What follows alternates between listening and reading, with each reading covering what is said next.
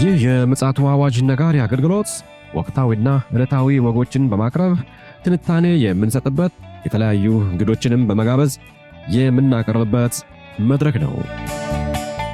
መረጃዎችን ያጠናከረ ይዞልን የሚመጣው ፓስተር አለማየሁ ነሙ ሲሆን ፕሮግራሙን የመራና መሰናዶውን ኤዲት በማድረግ ወደ እናንተ የሚያቀርበው ይልቃል አስራት ነው። መልካም ጊዜ። ሻሎም ሻሎም። ውድ የተከበራችሁ የምፅዓቱ አዋጅ ነጋሪ አድማጮቻችን እንዴት አመሻችሁ? በድጋሚ ሁለተኛውን ክፍለ ጊዜያችንን የምሽቱን እንግዲህ ልናቀርብ ዳግም ተገኝተናል። ፓስተር እንግዲህ መረጃዎችን አደራጅቶ መስመር ላይ ይገኛል። እሱ ጋር እንግዲህ መልካም ጊዜ እንዲኖረን ተስፋ አድርጋለሁ። ይልቃል አስራት ነኝ ከምፅዓቱ አዋጅ ነጋሪ አገልግሎት። አድማጮቻችን እንግዲህ አሁንም የዓለማችን ክስተት እንግዲህ አሳሳቢ ደረጃ ላይ ደርሷል።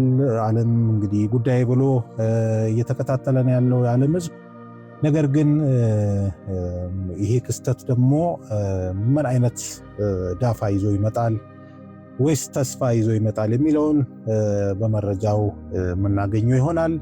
ፓስተር እንግዲህ መረጃውን አደራጅቶ ይዞልን መጥተዋል። ከዚህ መረጃ ብዙ ነገር የምንማረው ነገር ይኖራል። ለጥንቃቄም ለመዘጋጀትም ለመንቃትም ይረዳናል። እንደ ማንቂያ ደውልም ቆጥረነው ልንጠቀምበት እንችላለን። በቀጥታ ወደ ፓስተር ከማምራቴ በፊት ሰላምታ ላቅርብና ፓስተር ይዞልን የመጣውን መረጃ ያጋራናል። ሰላም ላንተ ይሁን ፓስተር። በድጋሚ እንዴት አመሸ?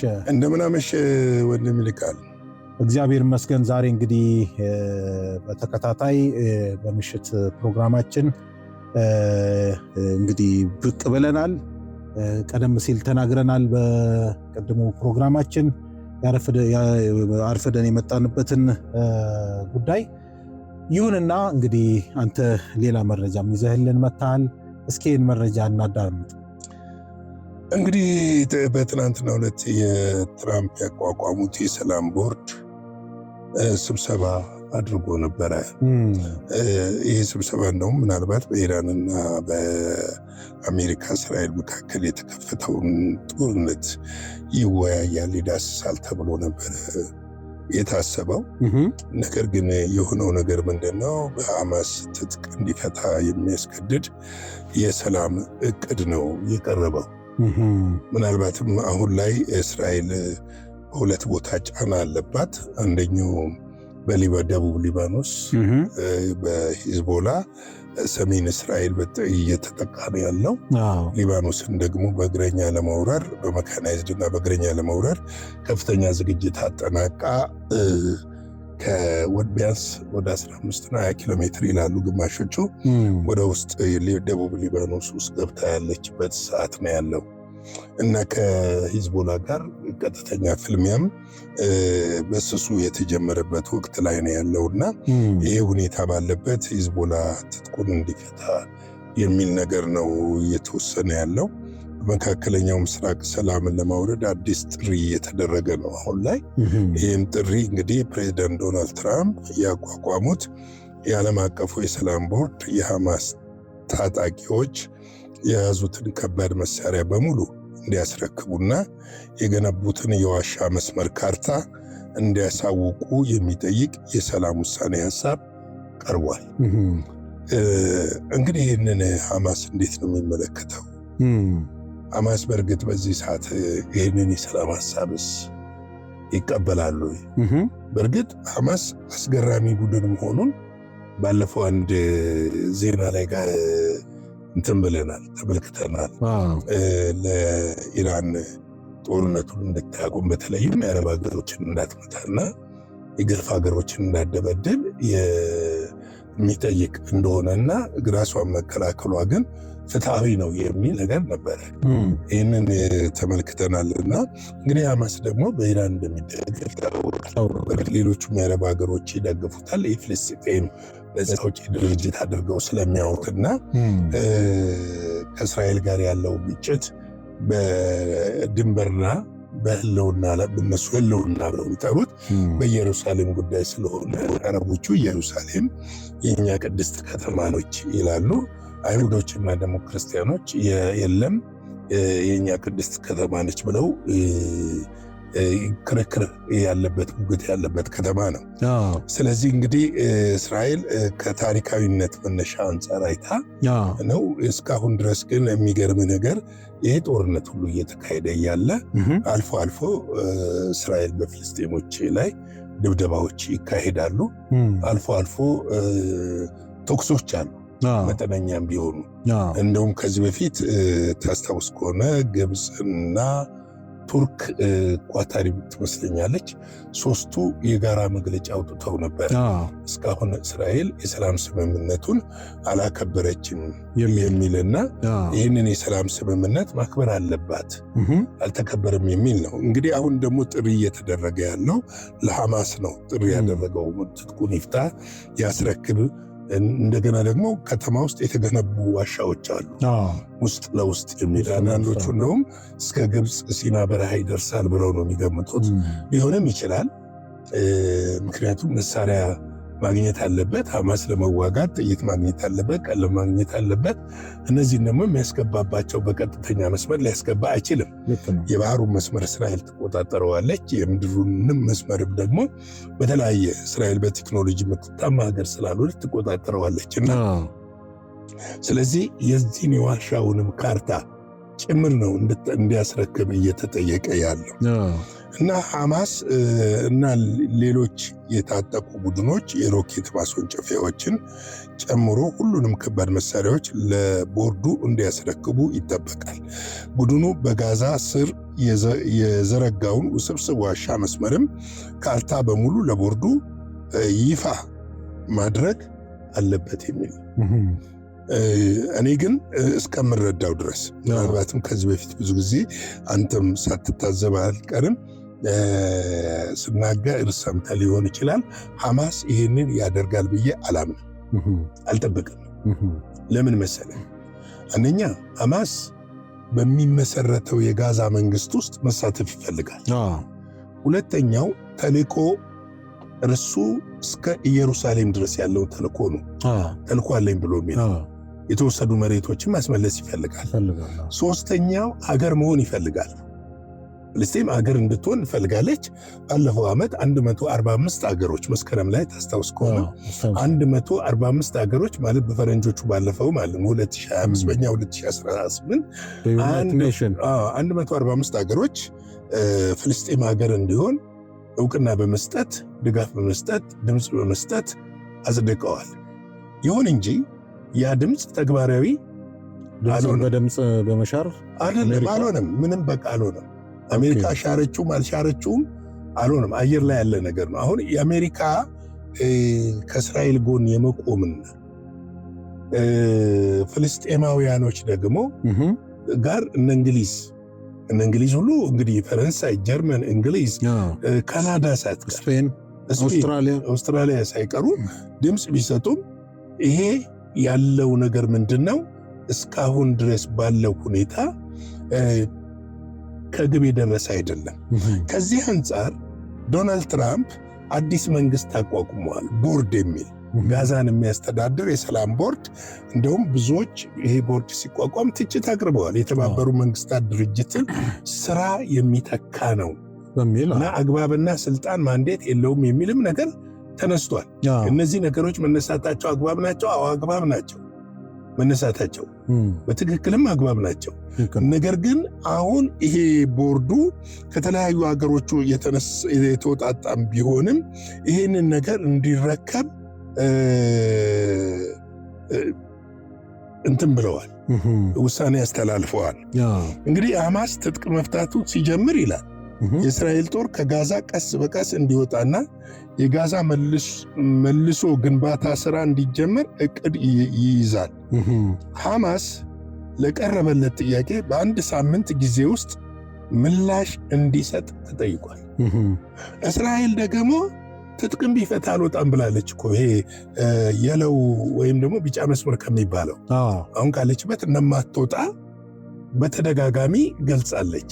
እና ይህንን ሐሳብ እንዴት ሊያስታርቁት እንደፈለጉ ባይገባኝም፣ ነገር ግን አሁን ላይ ቦርዱ ይህንን ስራ እንዲጀምር ምን እየተደረገ ነው? ግፊት እየተደረገ ነው ያለው። እንግዲህ ይህ ቦርድ በፕሬዚዳንት ትራምፕ አነሳሽነት በጋዛ ያለውን የተኩስ አቁም ስምምነት እንዲቆጣጠር የተቋቋመ ዓለም አቀፍ አካል ነው። የቀድሞ የእንግሊዙ ጠቅላይ ሚኒስትር ቶኒ ብሌየር የቦርዱ አባል ሲሆኑ ሩሲያም በቦርዱ ውስጥ እንድትሳተፍ ተጋብዛለች። ነገር ግን እስካሁን ሩሲያም ሆነ ቻይና በዚህ ቦርድ ውስጥ አልተሳተፉም። እንደውም አግባብ አይደለም፣ አካሄዱ ልክ አይደለም የሚል ነገር ነው ምላሽ የሰጡት። ሩሲያና ፕሬዚዳንት ቭላዲሚር ፑቲን ወደ ቦርዱ በመጋበዝ ምክንያት አብዛኛው የአውሮፓ አገራትና ብሪታንያ ቦርዱን በመገልገል ላይ ይገኛሉ። እንግዲህ በማግለል ላይ ይገኛሉ። ይቅርታ፣ በማግለል ላይ ይገኛሉ። ብሪታንያም የለችበትን ቦርድ ውስጥ ቶኒ ብሌየር ይኑሩበት እንጂ አውሮፓውያን የሉም። አብዛኞቹ አውሮፓ ሀገሮች የሉም እና ይገኛሉ። ነገር ግን ግብዣ ተደርጎላቸዋል። ግብዣውን እስካሁን ድረስ አልተቀበለችም፣ የምትቀበልም አይመስለኝም ካላቸው የአመለካከት ለምን በዛ ካላቸው አመለካከት የተነሳ ማለት ነው። ለምሳሌ ሩሲያ ፍልስጤም አገር እንዲሆኑ ትፈልጋለች። ቻይና ፍልስጤም አገር እንድትሆን ትፈልጋለች። እነዚህ ሀገሮች እንግሊዝ አገር እንድትሆን ትፈልጋለች። ስለዚህ ቦርድ ውስጥ እንዴት ነው ሊሳተፉ የሚችሉት የሚለውን ጥያቄ የሚያስነሳ ጉዳይ ነው። እንግዲህ የቦርዱ የጋዛ ልዩ መልእክተኛ ኒኮላይ ማልዶኖቪ የኢድ አልፈጥርን በዓል ምክንያት በማድረግ ባስተላለፉት መልእክት ሐማስና ሁሉም የታጠቁ ቡድኖች ያለምንም ቅድመ ሁኔታ ትጥቅ እንዲፈቱ ምርጫው በጠረጴዛ ላይ ቀርቧል ነው። ምርጫው በጠረጴዛ ላይ ቀርቧል። ለፍልስጤም ሕዝብ ሲባል ትክክለኛ ውሳኔ እንደሚያደርጉ ተስፋ አደርጋለሁ ብለዋል። በጋዛ ሰላም ለማውረድ የሚደረገው ድርድር የካቲት ወር አጋማሽ ላይ በአሜሪካና እስራኤል እና ኢራን መካከል የጀመረው ጦርነት ተከትሎ ተቋርጦ የነበረ ቢሆንም አሁን በካይሮ ግብፅ ድርድሩ በድጋሚ ይቀጥላል ብለው ያስባሉ። ነገር ግን ይሄ ሁሉ ሲደረግ እስካሁን ድረስ ሐማስ ምንድን ነው የሚለው ነገር መታየት ያለበት ይመስለኛል። ተመልከት፣ እነሱ የሚሉት ድርድር ይደረጋል ነው። ሐማስ ይህንን ሁሉ መሳሪያ የመፍታት ጥያቄ ይቀበላል ወይስ አይቀበልም ወይ የሚለው ጉዳይ መጪውን ቀናት የሚታወቅ ይሆናል። ቀበላል አይቀበልም፣ መጪው ቀናት የሚታወቅ ይሆናል። ጥያቄው ከተቀበለ በፈራረሰችው ጋዛ ላይ ግዙፍ የመልሶ ግንባታ ስራ እንደሚጀመር ቃል ተገብቷል። ጋዛ፣ ሐማስ፣ እስራኤል፣ ዶናልድ ትራምፕ፣ የሰላም ቦርድ፣ መካከለኛው ምስራቅ፣ እነዚህ ሁሉ በዚህ በመካከለኛው ምስራቅ ለምንድን ነው ተዋናይ የሆኑት የሚለውን ጥያቄ ማንሳት የሚያስፈልግ ይመስለኛል። ተገቢ ነው። ትልቁ ማንሳት ያለብን የዓለም ኮር ወይም ሴንተር የሆነችው ኢየሩሳሌም ነች። ኢየሩሳሌም ለአይሁዱም፣ ለክርስቲያኑም፣ ለሙስሊሙም መነሻ የሆነችና ተመልከት ተፈላጊ የሆነች ነች። ለምን? ሐሰተኛው ክርስቶስ አውሬው የሚነግስባት ከተማ ሆኗ። ሁለተኛው የአርሜጌዲዮን ትልቁ የመጨረሻው የዓለም ጥፋት መጨረሻ የሚሆነው ጦርነት የሚካሄድበት ስፍራ መሆኗ። ጌታችን መድኃኒታችን ኢየሱስ ክርስቶስ ሲመጣ ለ1000 ዓመት የሚገዛባት ከተማ መሆኗ፣ መንበሩን የሚያደርግበት መሆኗ፣ የዳዊት ከተማ ስለሆነች ክርስቶስ ኢየሱስ የተወለደበትና የሰው ልጅ መዳን የተበሰረበት ስፍራ መሆኗ። ከዚህ አጠቃላይ አንጻር ስትመለከት እነዚህ ሁኔታዎች መሆናቸው ግድ ነው። ልክ ነው። መጽሐፍ ቅዱሳዊም ነው። መፍትሄውን ለአጭር ጊዜ አውሬው፣ ለዘላለም ደግሞ ኢየሱስ ክርስቶስ የሚሰጥ ይሆናል። ለአጭር ጊዜ አውሬው ስንል አድማጮቻችን ግር እንዳይላቸው ቤተ ክርስቲያን በምድር ላይ ባትኖርም ለ3 ዓመት ከ6 ወር አውሬው ለዓለም ሰላምና እረፍትን ሊያመጣ ይችላል። ከ3 ዓመት ከ6 ወር በኋላ ግን ከዚህ በፊትም እንደምንናገረው እርኩሰት በኢየሩሳሌም በመቅደሱ ስለሚሆን የአይሁድ ድንዛዜ ስለሚነሳ አይሁዶች ከእንቅልፋቸው ሲነቁ መጥቶ የሄደው ኢየሱስ ክርስቶስ እንደሆነ ሲያውቁ ሁሉም ሽሽት ይጀምራል። እውነት ነው። ይሄ ብቻ አይደለም። 144,000 አይሁዳውያን በዓለም ዙሪያ ተበትነው የክርስቶስ ኢየሱስን ዳግም ምጽአት ለማብሰር ወንጌል ይሰብካሉ። ይህ ነው የሚሆነው። ስለዚህ ነው በዚህ ስፍራ ላይ ትኩረት ያለው። የኢራኑም በሉት የምንም ጦርነት በሉት መንስኤው ይሄ ነው። ምክንያቱ ነገር ግን ሰይጣን በጋዝ ይላል፣ በኢኮኖሚ ይላል፣ በነዳጅ ይላል፣ በፖለቲካዊ አመለካከት ይላል። ይሄ አይደለም ትልቁ ጫወታው። ከትልቁ ጫወታ ከጀርባ ያለው ነገር ነው ለማለት ነው። የጌታ ጸጋ፣ ሰላም፣ ምሕረት፣ ቸርነት ይብዛላችሁ። ሻሎም። ጌታ ኢየሱስ አብስቶ ይባርክ። ፓስተር እንግዲህ ይሄ የዓለማችን ወቅታዊ ጉዳይ ከማሳሰብም የዘለለ ነውና ነገር ግን ያው ሁሌም እንደምንለው ዝም ብለን ነው ወይ ይህንን መረጃ እየሰማን ያለ ነው? ይህን መረጃ ስንሰማ ንቁና ዝግጁ እንድንሆን ለክርስቶስ ኢየሱስ ዳግም መምጣት ራሳችንን ብቁ እንድናደርግ ጠቋሚ የሆነ መረጃ ነው። የማንቂያም ደወል ነው። እንግዲህ እኛ ሁልጊዜ የፖለቲካና የወቅታዊ ዓለም መረጃዎችን ወደ እናንተ ስናደርስ በምክንያት ነው። እኛ ራሳችን ዝግጁ እንድንሆን ለማስደረግ ነውና በዚህ መልኩ እንድትረዱን እንግዲህ በጌታ ፍቅር እናሳስባለን። እንግዲህ ውድ አድማጮቻችን በተከታታይ በዚህ ምሽት እንደዚህ አይነት መረጃዎችን ወደ እናንተ አድርሰናል። እግዚአብሔር ፈቃዱ ከሆነ ደግሞ በነገው ዕለት ደግሞ በሌላ መረጃ ፓስተር አንድራይቶ ይዞልን ይመጣል። እንግዲህ ለክርስቶስ ኢየሱስ ዳግም መምጣት ራሳችንን እናዘጋጅ በማለት የዛሬውን የሁለተኛውን የምሽት ክፍለ ጊዜ በዚህ እንደመደባለን። መልካም ጊዜ ይሁንላችሁ። ሻሎም። ለዛሬ ይዘን የመጣነው ወቅታዊ መረጃ ይህንን ይመስል ነበረ። በሌላ ጊዜ በሌላ መሰናዶ እስከምንገናኝ ሰላም ለእናንተ ይሁን።